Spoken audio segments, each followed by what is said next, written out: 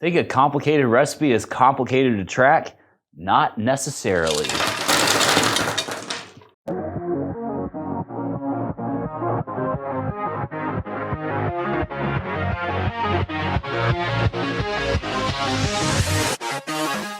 Probably going to want to go ahead and favorite this video because it's going to be very useful for you down the road.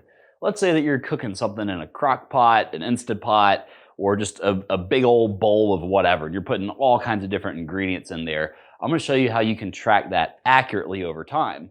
So we're going to take this circle right here, and I'm going to show you 5 example ingredients from one of my favorite recipes. So we've got, first thing is beef, which I use lean stew beef. There's potatoes, boil them, mash them, stick them in a stew.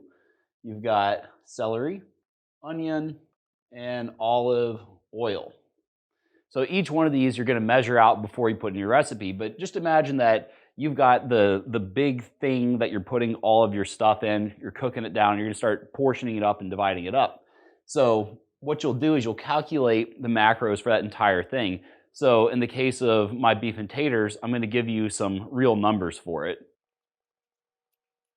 A lot of times if you're getting beef from the grocery store, you'll see the weight of it printed on the label, and that's how they charge you for it, because they'll have a rate per ounce and then they weigh it out. So they weigh it for you. That's a nice little hack you might want to add. Potatoes, I have 2 medium ones, 3 stalks of celery, 1 medium onion, and 1 tablespoon of olive oil. And so the total macros, if I was to eat that entire thing in one sitting, are going to be 363 grams of protein, 83 grams of carbs, and 88 grams of fat.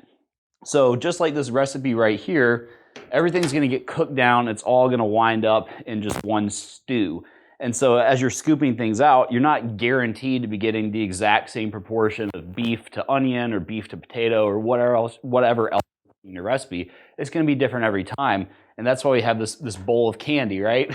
So you can pretend that Laffy Taffy or Snickers represents potatoes and this is a chunk of meat. So let's say that you're kind of scooping something out and put it down, right? You might have an overrepresentation of the beef, or you might have an overrepresentation of potato. So technically you'd be inaccurate tracking it that day. But I'll show you how to make that not a problem at all. So here's what you do. Imagine that this is one whole unit, right? So take my eraser and we're going to erase about half of this. And let's say that I have about a quarter of that recipe. So having a quarter of the recipe, you can kind of eyeball it. And let's say that we do 0.25, and then you'll multiply that by the macros of the entire thing, and you'll get an even 0.25 of what it was. Now, it might not necessarily be accurate for that one thing, but I'll show you why that's not a problem. All right, let's say that I weighed myself on Monday, and my next check-in is also going to be on Monday. So I cook my stuff Monday, I forget to eat it, and then I have 0.25 on Tuesday, quarter of the recipe. I have 0.25 again on Thursday.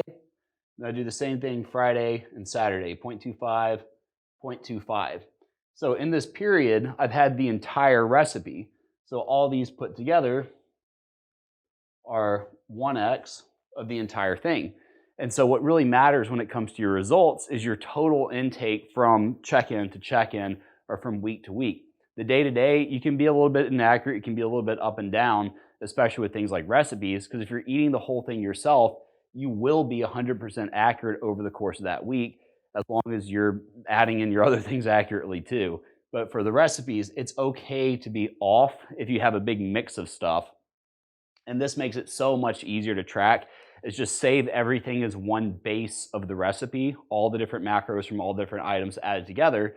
So if you eat the whole thing throughout a week, you don't have to be super accurate with the way that you measure it out. And that'll save you a ton of time, a ton of headache, and ensure that you get progress. So if you found this video helpful, useful, or you might apply it in your own life, be sure to hit the like button to let us know that you, well, liked it. Comment, that helps us boost this channel up, and be sure to subscribe if you're not already. Thank you so much for watching, and we will talk to you next time.